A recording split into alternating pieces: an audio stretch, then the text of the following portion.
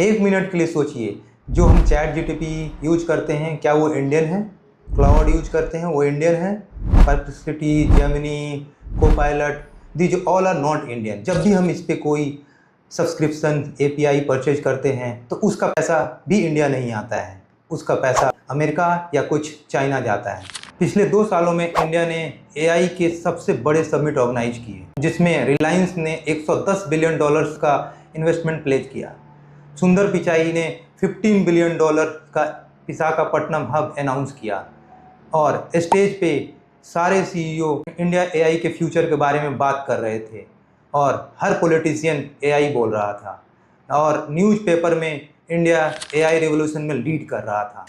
असली सवाल सिर्फ एक है दोस्तों, हमने बनाया क्या है? अगले 20 मिनट में हम ऑनेस्टली आपको समझाएंगे कि हाइप क्या है, रियलिटी क्या है और ये सब आपके फ्यूचर से कैसे जुड़ा है।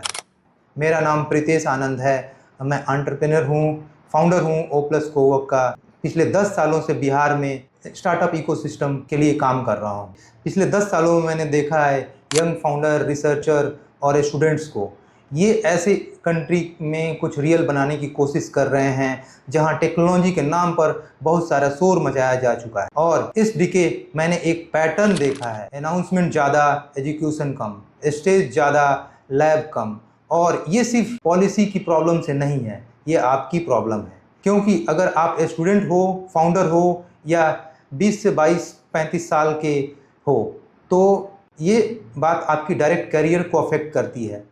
अगले 10 सालों में जो एआई इकोनॉमी बनेगी वो डिसाइड करेगी कि इंडिया क्रिएटर बनेगा या बस कंज्यूमर।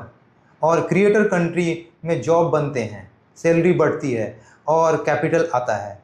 कंज्यूमर कंट्री में सिर्फ सब्सक्राइबर बनते हैं। अगले 20 मिनट में हम एक ही चीज़ को समझेंगे, क्या हम सिर्फ अटेंशन क्रिएट कर रहे हैं या कैपेबिलिटी भी बिल्ड कर रहे हैं। 2 सालों में इंडिया ने इतने एआई समिट ऑर्गेनाइज किए जितने पहले कभी नहीं किए। Summit, expo, round table meeting, declaration, और इन समिट में, इवेंट्स में 100 करोड़ रुपए खर्च हुए हॉस्पिटलिटी के नाम पर, ब्रांडिंग के नाम पर, साइड इवेंट के नाम पर। मिनिस्टर्स ग्लोबल सीईओ के साथ हाथ में $100 बिलियन के एमओयू लेकर खड़े रहे। फोटोग्राफ्स भी आए। इंडिया ने $200 बिलियन प्लस का इन्वेस्टमेंट कमिटमेंट अनाउंस किया। रिलायंस ने $110 का इन्वेस्टमेंट प्लेज किया। अदानी ने $100 बिलियन के इन्वेस्टमेंट प्लेज किए। गूगल ने विशाखापट्टनम हब अनाउंस किया। और ये बुरा नंबर नहीं है, नंबर रियलिस्टिक भी हो सकते हैं लेकिन ऑनेस्ट होना ज़रूरी है। ये एक्चुअली क्या है? ये अनाउंसमेंट है लॉन्ग टर्म होरिजिन के साथ। रिलायंस ने 7 सालों में इन्वेस्टमेंट का वादा किया, अदानी ने 10 सालों में, और गूगल का पता नहीं। और दोस्तों, एक वर्ड होना चाहिए जो हर एआई पॉलिसी कन्वर्सेशन में आना चाहिए, दैट इज डिप्लॉयड। आपको पता है कि एआई समिट में काफी सारे इन्वेस्टमेंट एमओयू साइन होते हैं और हमको देखना होगा कि उस एआई जो एमओयू जो साइन हुए वो कितने डिप्लॉयड हुए हैं। पिछले साल भी एआई समिट में काफी सारे इन्वेस्टमेंट एमओयू साइन हुए थे, उसमें ये डिस्कशन होना चाहिए था कि कितने एमओयू डिप्लॉयड हुए। सिर्फ यही सवाल मैटर करता है और ये वही सवाल है जिससे हमारी समिट इकोनॉमी स्ट्रक्चरली अवॉइड करने के लिए बनाई गई है। तो दोस्तों, एक सिंपल टेस्ट है। कोई भी आप नंबर प्रेस रिलीज में पढ़ते हैं, आप अपने आप से 2 सवाल पूछिए। पहला, क्या ये चीज़ आप एग्जिस्ट करती है? या दूसरा, अनाउंसमेंट करने वाले इंसान कल वर्क बैक तो नहीं कर सकते बिना किसी कंसिक्वेंस के? अगर दूसरा सवाल का आंसर हाँ है तो आप एक अनाउंसमेंट देख रहे हैं, कैपेबिलिटी नहीं। और ये डिफरेंस सुपरफिशियल नहीं है, ये स्ट्रक्चरल है। समिट पे साइन हुआ एमओयू वर्सेस स्टेट में ऑपरेशनल लैब। इन्वेस्टमेंट कमिटमेंट 10 सालों वर्सेस डिप्लॉयड कैपिटल पिछले 12 महीनों में।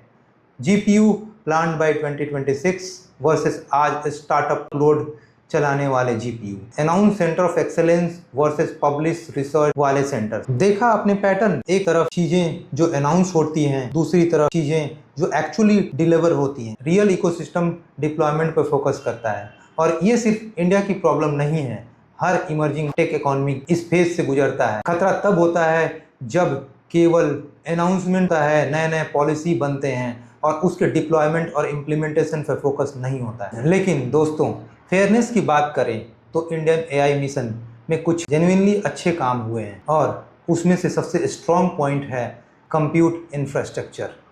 आज 38,000 से ज़्यादा GPU डिप्लॉय हो चुके हैं, जो कि टारगेट था 10,000 का। अब ये गोल 2026 में 1 लाख GPU तक है। स्टार्टअप को GPU एक्सेस 100 से 150 रुपये पर आवर में मिल रहा है, जो मार्केट रेट से काफ़ी कम है। साथ ही 4 इंडियन स्टार्टअप्स को फाउंडेशन मॉडल बनाने के लिए सपोर्ट मिल रहा है। सर्वम AI, सॉकेट AI, जेन AI और गिनी AI। और उसके प्रोजेक्ट के लिए सिर्फ सर्वर AI को ही 98 करोड़ से ज़्यादा की सब्सिडी मिली है और उनके प्रोजेक्ट के लिए 4000 NVIDIA H100 GPU अलॉट किए गए हैं। ये सब रियल एंड मेजरेबल प्रोग्रेस है, इसलिए मैं क्लियर करना चाहता हूँ, इंडिया AI मिशन ये हिस्सा सही डायरेक्शन में जा रहा है, लेकिन यहाँ 2 बातें याद रखनी जरूरी है। पहली बात, GPU जरूरी है, लेकिन ही AI लीडरशिप नहीं आती।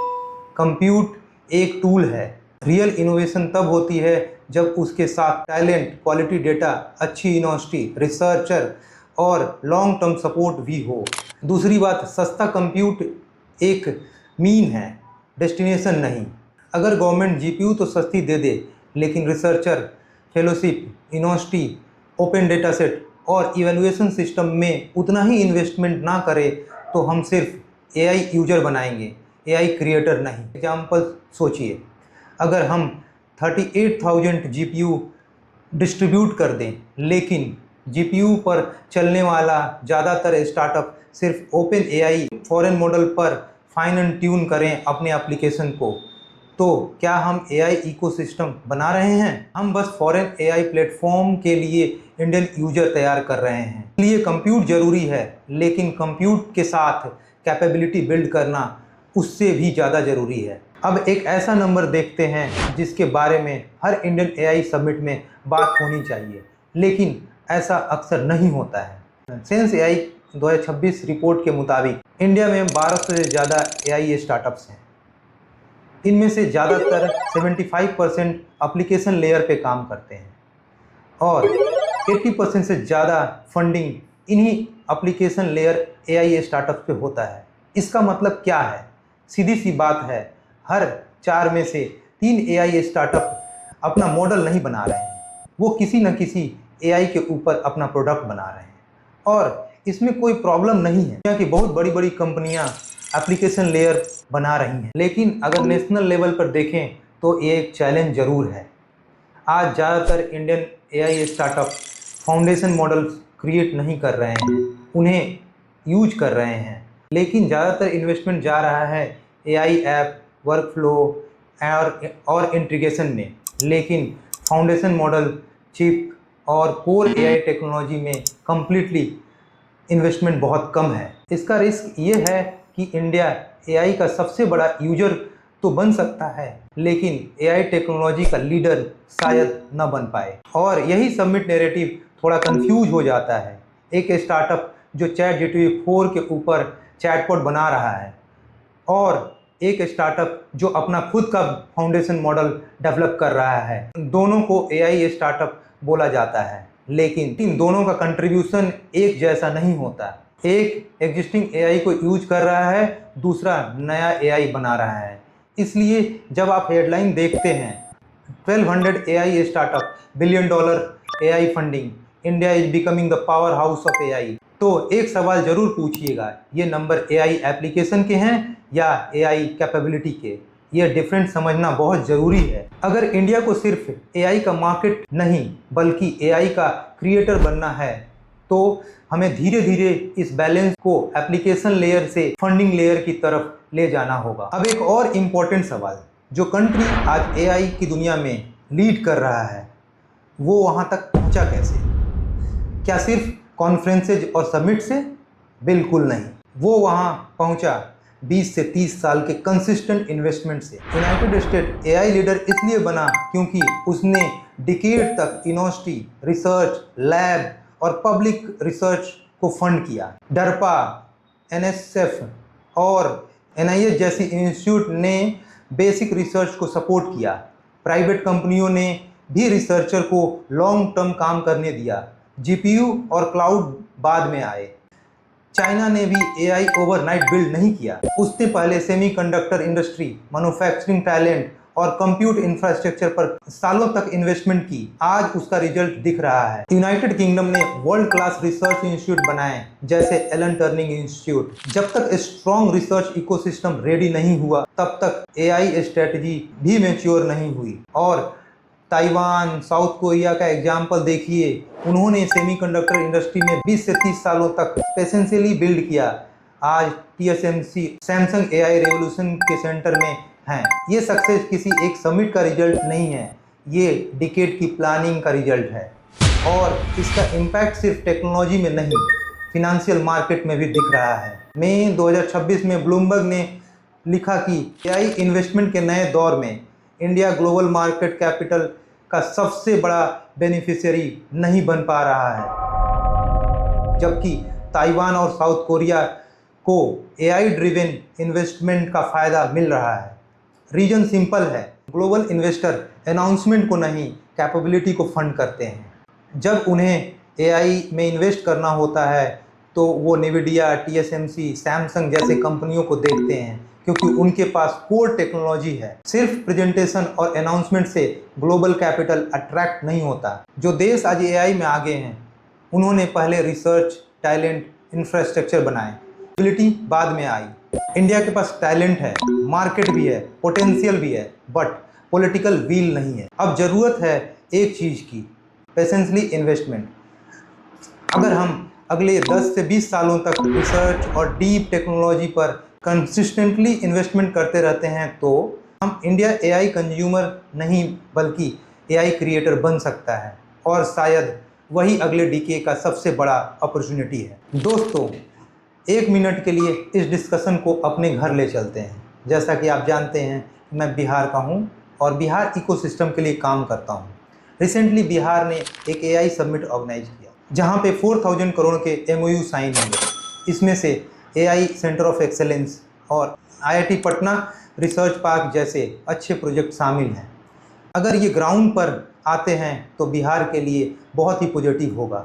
लेकिन मुझे इस समिट में MOU से ज़्यादा मुझे एक बात डिस्टर्ब करती है। सबसे इम्पॉर्टेंट मोमेंट जब स्टूडेंट ऑडिटोरियम के बाहर लाइन लगा के खड़े थे और उनको जाने नहीं दिया गया। एक समय ऐसा आ गया कि सिचुएशन को हैंडल करने के लिए एडमिनिस्ट्रेशन का सहारा लिया गया। सवाल ये है कि एआई इकोसिस्टम बन किसके लिए रहा है? अगर हम उसको एक अच्छे फैसिलिटी के साथ इवेंट में फैसिलिटेट नहीं कर सकते हैं, तो क्या हम एआई इकोसिस्टम के बारे में बात करना चाहिए हमें?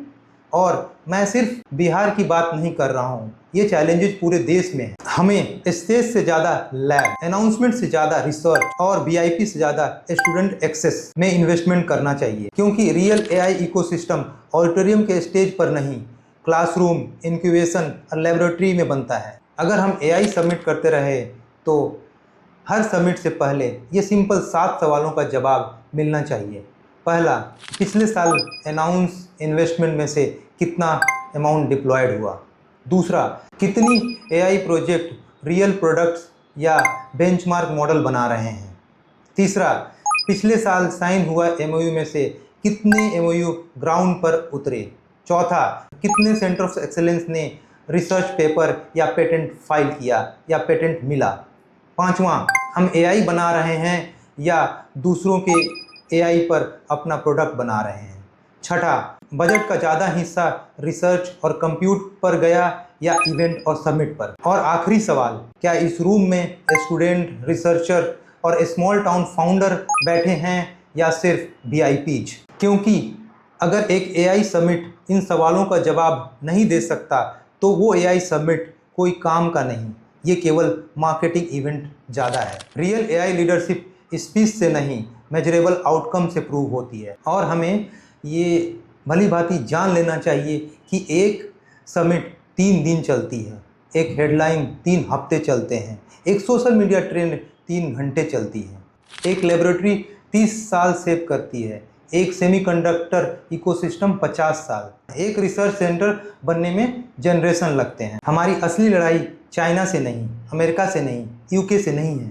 हमारी असली लड़ाई हमें हेडलाइन बनाने हैं या फाउंडेशन बनाने हैं। फाउंडेशन इंडिया को आगे ले जाएगा। Thank you.